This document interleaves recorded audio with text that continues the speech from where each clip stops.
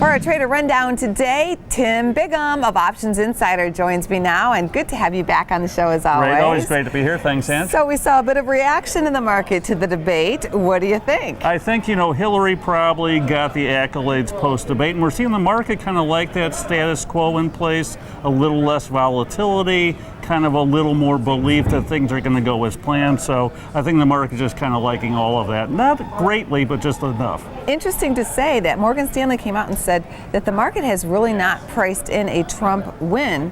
And certainly we saw that sell-off on Monday because there was some anxiety happening there. Yeah, absolutely. And I think if you do see Trump, obviously that will affect certainly the financial institutions. Hillary, given her speech kind of appearance fees, certainly may be a little bit more beholden to Wall Street. So I think you're seeing rejoicing in that, more the status quo here. If Trump does end up pulling ahead here, though, what's the play there? I think if he does pull ahead here, certainly volatility will pick up. So I think Trump and Hillary are, Hillary's the low volatility candidate, Trump the high vol guy. So I think you can kind of play that as the, polls change here back and forth. So play the VIX, if you will, as kind of the presidential election cycle. That's a trading line you would only hear on this show, on the trading floor of the options Absolutely, exchange. Yeah, we put everything into trading terms. Let's take a look at Twitter. Twitter has been very active. In fact, more options traded in Twitter than Apple yesterday. So what do you think about Twitter? I'm actually starting to get a little bit bearish on Twitter here. I think it was a couple of shows ago we looked at around 18, kind of liked it there as a technical trade.